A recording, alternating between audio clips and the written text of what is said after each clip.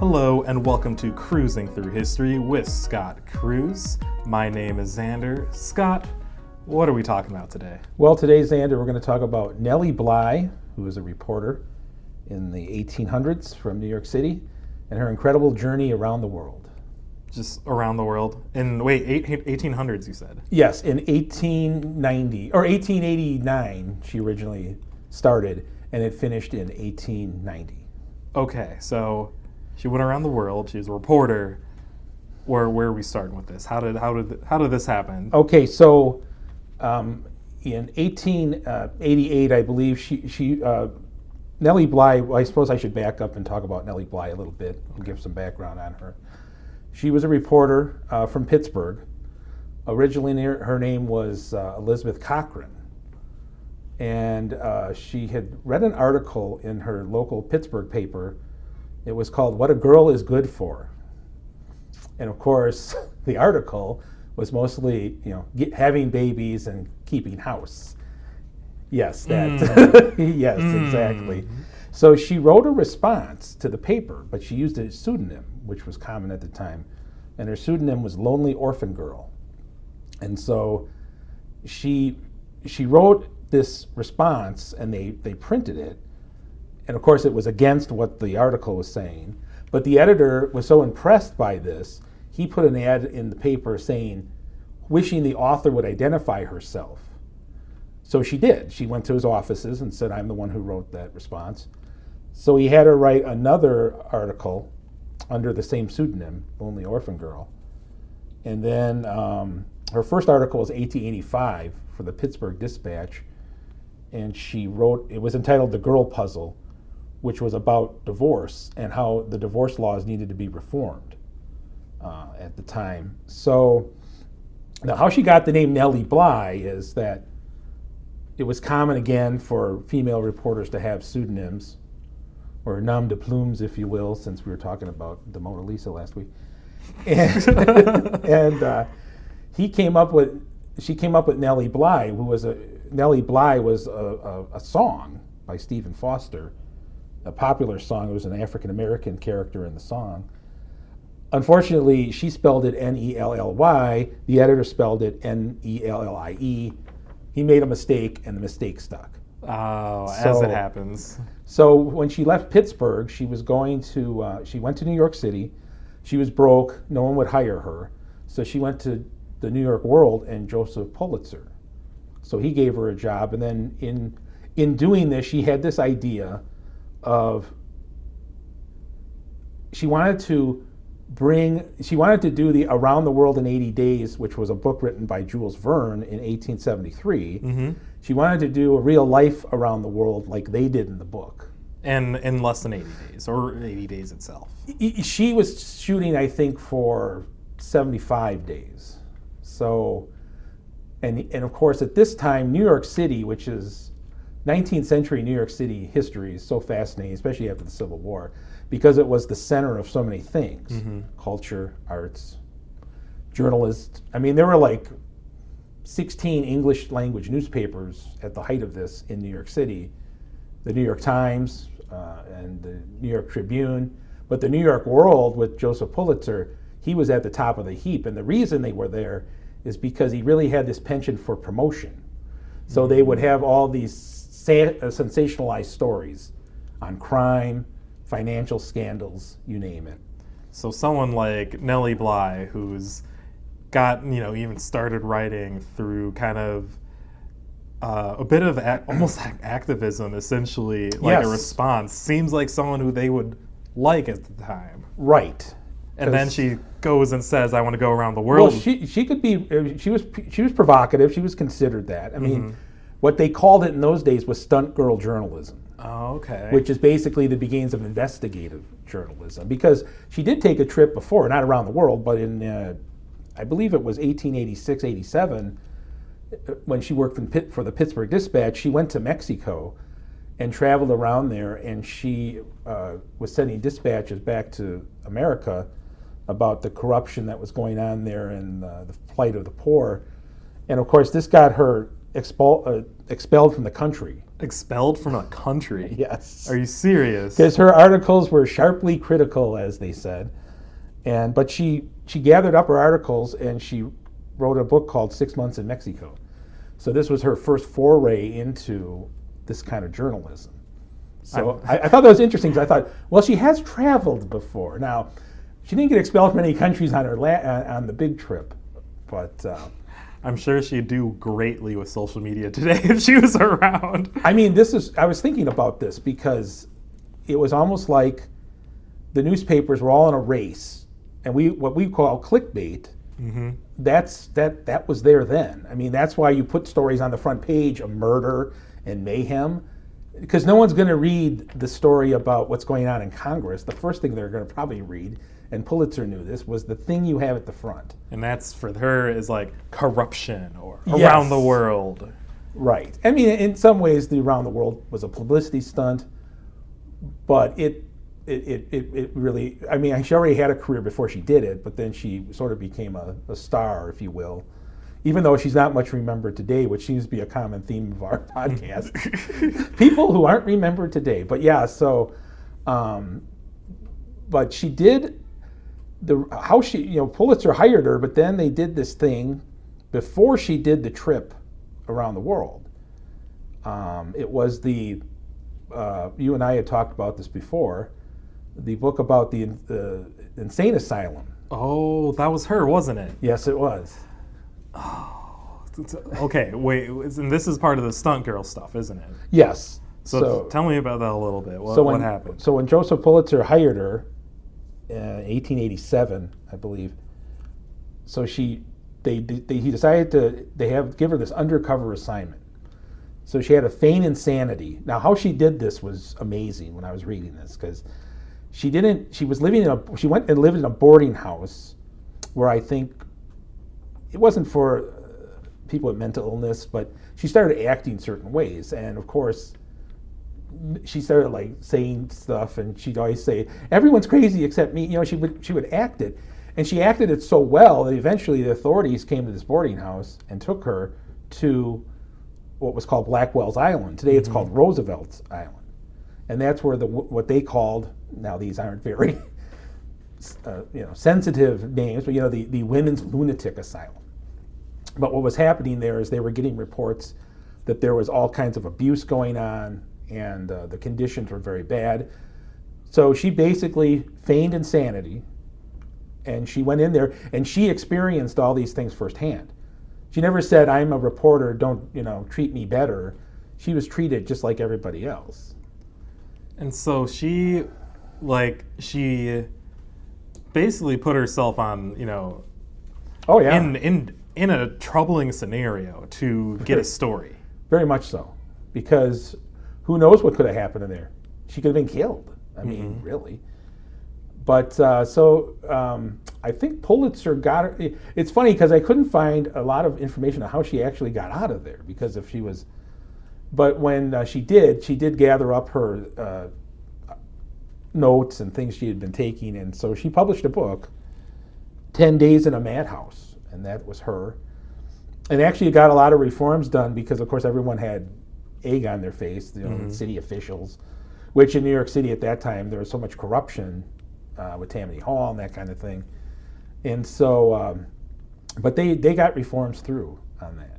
And so, like, when she does something, people knew, because she's been involved with the corruption in Mexico, this whole scenario in a madhouse. So when she does something, people really kind of like, oh yeah, her, she's doing it again, something like that. Right. So anyway, I will say that was and so then from this came the idea for the journey around the world. For some reason, I was mistaken. I always thought Jules Verne's book, Around the World in 80 Days, they went around in a balloon, but apparently in the book itself, they don't. They traveled very much like Nellie Bly traveled, which would be through trains, steamers, and ferries. And so, but the interesting part of this is, at the time, Cosmopolitan, which we know today, was only like 3 years old, and it was a struggling magazine at the time. It was struggling? They got wind of this. So they said, well, you know what? We're going to send one of our girl reporters on a trip around the world and make this into a competition. Okay. So Now, of course, I'm going to probably start doing stuff with my hands that you guys can't see who are listening to this. So I'll try to map out her trip, give you a visual of it. So Nellie Bly left Hoboken, New Jersey on November 14th, 1899. Okay. I mean, I'm sorry, 1889. Okay. I got that right. So, and the the woman that was sent from Cosmopolitan was named Elizabeth Bisland. Mm-hmm. So Nellie Bly went east. So Nellie Bly crossed the Atlantic and went to Southampton in England, and then traveled to London, and then went across the Channel to the continent. Whereas Bisland went the other way. She traveled across the United States going west. Okay, so one went by sea, the other went by train. And then, of course, at that time, you could see there's so many things that made this trip possible that wouldn't have been possible like in 1840, because there was no transcontinental railroad. The telegraph was very new. So, and you had steamship travel, but it was almost this perfect storm of things. The 19th century was known for, there were a lot of revolutions, communications, newspapers, telegraphs, things of that nature. And so she went one way, and ironically, they never crossed paths, which I thought was funny. Did they take the same but opposite path? Almost. It was almost because... So Nellie Bly went through, and in fact, in Amiens, France, Nellie Bly met Jules Verne. Oh, nice. The inspiration for this whole thing. And so he got a lot of mileage out of that in France, that she was doing this, trying to beat his book, as it were. Mm-hmm. And so then she went through Italy and then traveled down the Mediterranean to the Suez Canal, into the Persian Gulf there, over to India, and then across the Indian Ocean into Southeast Asia, China, Japan, and then crossed back over to San Francisco. So it wasn't like I'm imagining this in my head. I'm just can see someone going from the Atlantic straight into the Mediterranean. We're getting to the Middle East area, but no, stayed a bit north, like England, France, and then went down through. She traveled over the continent. And another thing, we were talking about the things that made this possible, trains. I mean, and also the fact that so many of these places were imperial holdings. Mm-hmm. They had trains. I mean, they were trained. Now, she didn't go through India. She kind of skirted it. But she was able to take trains through all these places because trains had been built in the 19th century, not just in the United States, but in the rest of the world, too. So that greatly facilitated this. And what's funny about Elizabeth Bisland is she didn't quite get the attention, I think, that Nellie Bly got. There's not a lot written about her, and even though she's doing this trip. Mm-hmm. And Nellie Bly would send back, because of the telegraph and the underwater cable wire, she was able to send back short progress reports. Not instantaneously, but for that day it was. Now, longer reports still had to go by the mail. So this led to the world having this idea of saying, well, let's have a Nellie Bly guess where she is game. Where is she now? It's like Where in the World is Carmen Sandiego? Nellie Bly version. It's kind of funny. Yeah, it was called the Nellie Bly guessing match. And then readers were asked to estimate Bly's arrival time to the second. And it was kind of interesting because the first prize was a trip to Europe. So they weren't screwing around. They were like, yeah, this is a good thing. And I also saw an image when I was researching this of a board game, the Nellie Bly, Around the World with Nellie Bly board game. So even then, I mean, people were thinking branding, I guess that's what you'd call it. Yeah. And so she was really creating a brand for herself doing this. It's like how I imagine, like movies that have a newspaper, it's like da-da-da-da kind of like deal, the circular newspaper thing. I can just see that. Nellie Bly, Around the World, guess where she is, things like that. But she seemed, all this marketing and publicity just seemed to be there for her in particular. Right. Of course, not the other person, the Cosmopolitan. It's funny. Well, and there was a book written about this called 80 Days, mm-hmm. Nellie Bly and Elizabeth Bisland's history-making race around the world. And so that's by Matthew Goodman. And he has a lot more details in there, of course, about the trip. But I'm thinking also, I mean, she was traveling alone, and so was Elizabeth Bisland. I mean, this wasn't like they were accompanied by people going. They just went. And she kept all her money and stuff in sort of a thing she had around her neck. Yeah. I mean, if that got yanked off, this is what she took with her. Her dress she was wearing, changes of underwear, some toiletries, and that's it. She just threw it in a pack and they left. That's it. Yeah, as far as I know. Can you imagine yourself going a few states over I with can't, just that? No, I can't. Much less around the world. Exactly. So I figure, wow, the things she must have saw, and but the interesting thing is when she was going through Asia, she got slowed down, so it was affecting her schedule because she wanted to do it in 75 days. So when she got to San Francisco in January, she was 2 days behind. So Pulitzer's thought, well, we can help this out. I'll charter a private train, and we'll speed you back to New York City or to New Jersey where she started, and then you can say she completed it. And so I thought that was an interesting part of it, because it's like she was doing all this other stuff, but then a special train is what took her and it finished the trip. Mm-hmm. So, but she did finish it, and she finished it in 72 days, 6 hours, and 11 minutes. So it was 3 days ahead of schedule. Yeah, so she broke that. Elizabeth Bisland did it in 76 and a half days. What's funny is they both were better than the 80 days that Jules Verne thought it would take you. And Phileas Fogg, which was a great name for a character, Phileas Fogg is the man who traveled around the world, and so they both did it in under 80 days. So how did people react to that?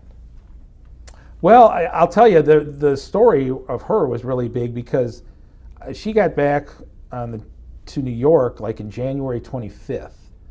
And so the print run for the January 26th New York World was 280,340, which is the largest ever for a Sunday edition for their paper. Wow. And they sold all of them because they had Nellie Bly mania, I guess, or Beatle mania. Sort of like that. But, it's funny because, it was a publicity stunt to a certain degree. But then she wrote a book called Around the World in 72 Days. So then she has 2 books. Mm-hmm. No, 3 if you Mexico, the Madhouse book, and then this book.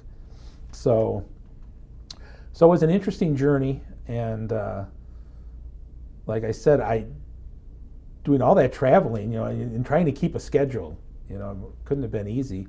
Because, and as far as the traveling went, I'm surprised everything went so smoothly. Like she's just hung up at a train station somewhere or something. Or like there was nothing she got caught up in that was like, you know what? Nope, it's right. There, I'm just imagining, there's always stuff going on. Well, there was rough weather on the seas coming back over the Pacific, and I think that's what led to the 2 day. She was short 2 days, or she was behind 2 days. Than when she got to San Francisco. So, but I think it's funny that she never thought that she didn't find out there was another person doing this until she got to Hong Kong. Oh, that's a long way she's going. Which was near the end of her trip, but she never saw it as a competition. She said, if someone else wants to do this trip, it's no concern of mine if they do it in less time than I do it.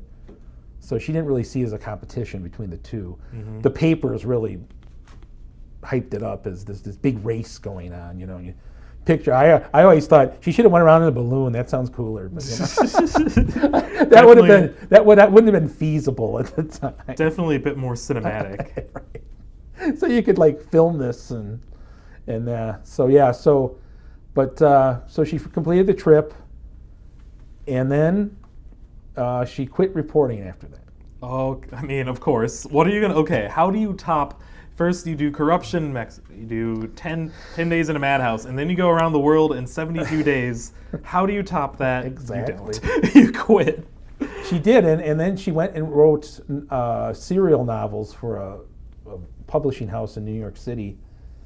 And then she got married, and as I was telling you before we started recording today, she married a man who was 73 and she was 31. Okay. And he had a business. And so she also has a patent, mm-hmm. because one of the things they made in this business was a milk jug. And so the company her husband passed away not long after they were married, and so she ran the factory or what have you. And so she came up with this. They came up with this like cover for a milk jug, and I don't know. It's patented now, but apparently she wasn't really good at business, they lost a lot of money, and then the business ended up kind of failing. So sticking with writing was probably her thing. Yes, in fact, she did, and she was one of the first foreigners to visit the Austrian front in World War I. Oh. So she was at the front during World War I. And she was also covered suffragist movements. So now we're moving into that era, into the early 20th century. And how her career started was, in a sense, right against this whole thing. Though, what was it called again? It was that article. What girls are good for. Yeah, that's how she starts her career, is criticizing and going against. And that's how she got her job, because the editor was so impressed by her arguments. She eventually gets into the suffragist movement. So. Yeah, in fact, she predicted it'd be 1920. In 1913, she predicted that, and she was right. I don't know how she came up with that 7 years, but she said it wouldn't be till about 1920 that women got the vote, and she was correct. And she died in 1922, so at least she got. She was 57. She died of pneumonia, so at least she got to see the suffrage movement before that happened. It was like her work had been done. Like yes, she still, after that storied of a life, and then seeing women's right to vote. Right. So, and she did get to meet Jules Verne. Yeah. Oh no, I'm sorry, we mentioned that already. Right. Is there a lot of accounts on that meeting? Not really. In the book, it talks about they were going to send Verne a thank you letter for it. Someone from the New York World. No one ever did. Just kind of got lost in the shuffle.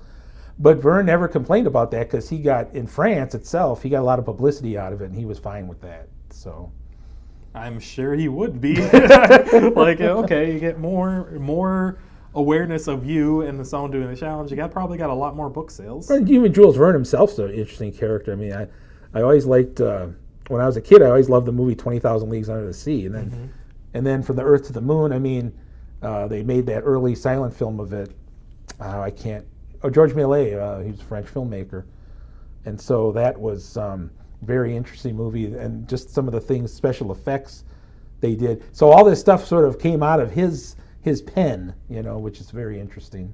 So what's some of the legacy of Nellie Bly here? What's happened to show her? I know you mentioned it's people that aren't really heard of anymore, or like talked about anymore. But what's some of the legacy of her work, I suppose? You already mentioned the insane asylum's reforms. I know that was a thing. Right. So I think she probably blazed trails for female journalists. I mean, especially up to that time, most female journalists were confined to what were called the women's pages, and I'm doing air quotes so you can't see it. And so they had to write about cooking and the household, and I think a lot of women thought, this is boring. I want to be out there doing a lot. I don't think, though. I think if they wanted to do crime reporting, that might have been a bridge too far at the time, because that was considered that's murder and prostitution and that, and so. But Scandal sold, and it still does. But I think the whole idea of investigative journalism, I don't think was, and even though maybe it was a stunt, at least something in the Mexico case and the insane asylum case, something came out of it. Now the trip, that was more of a publicity for the New York World and for Joseph Pulitzer, who of course now we Pulitzer Prize, but. See, I was wondering this whole time, like, Pulitzer. Is there another Pulitzer I don't know of? It's hilarious because we think of, when something wins a Pulitzer Prize, it's given an imprimatur of quality, But basically, when he started his paper, his whole thing was put as much murder and crime and everything you can on the front, because that'll sell it. because and that's true, I guess, to get people to read one story. If you want them to read this story here, they've got to have a hook in. It's like how on YouTube they like award you for having caps lock in the titles. Like, I want to get at you. It's like raw this thing. Article videos completely, right, bare bones. Exactly. So I would say that would be her legacy. The fact that she just had this attitude of she was just going to do it, and I when I think about that with the traveling too, I don't think, like we were saying, I mean, you're alone. What happens if something happens on a ship or something? The ship sinks. That happened all the time in those days. The train derails. That could have happened too. Or you just robbed. Like, I'm thinking all she did, she carried it around her neck. I mean, who just pull it off and you're stranded. I mean, I'm sure Pulitzer wouldn't have left her stranded somewhere, but. And even I had a laugh because when I said that about trains derailing and everything, the transcontinental train across the United States, which was built in the Golden Spike thing, was in 1856 or something like that. No, 1863. What am I saying? It was. I'm sorry, everybody. I think I'm getting this wrong, so we'll just leave it. But there was so much corruption building the railroads too that people would joke about the tracks to nowhere and stuff like that, and the interminable waits at the stations. So I am surprised that she got through with the exception of rough seas in the Pacific in January. She got through pretty unscathed, and she had a board game named after her. I mean, what more could you want? I can't imagine the Scott Cruz board game, what that would be like at the library or something. Yes, we're going to just have a Scott Cruz board game that's going to involve a lot of talking and cataloging books. Yes, and whatnot. So, but no, I think it's interesting. I ran across this. I was reading a book on police reform in New York City, like in the 1890s, and they had like this little paragraph on her because she wrote about some of that too, defending the current police chief in that. So, but then the author mentioned this trip she took, and I was like, I never heard about that, which is funny because the more I do these, the more I'm finding things that just these little things, but they, of course, we've talked about this before, these little things that sort of fit into the big things, the communications, the telegraph, steamships, trains. Investigative journalism. That's why, and the whole flowering of journalism then, and especially in New York City where everything seemed to happen there. So I think that's how it fits into the late 19th century and in the beginning of a women's movement, sort of a small one at the time, just her, but growing into the 20th century. So what's the next small little thing that fits into the cog of history, as you say, that we might be touching on next time? I was going to do something, they call them the Shakespeare riots. Shakespeare riots? Yes, they happened in New York City. I keep coming back to New York City because I just find it utterly fascinating. But it was, they were called the Shakespeare riots, and they were like in the 1820s. And so we'll just, and it didn't involve Shakespeare. They weren't just called that. Okay. So we'll pick that up next episode. Make sure to throw in some Alicia Keys next in for you times to get some New York, so we can just get going for that one. Right. Exactly. Okay. So, well, good. We'll see what we get next time. Okay. Sounds good. Thank you, everybody.